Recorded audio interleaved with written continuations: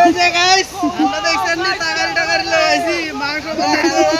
পরে মাংসরে হুই খাইছি অলপ বেশি হল নাকি একটু? অনেকে কি করবে বৃষ্টি হারে আর খড়ি অলপ- কিনে আনছি 30 টাকা আর ইয়েনো কত খড়ি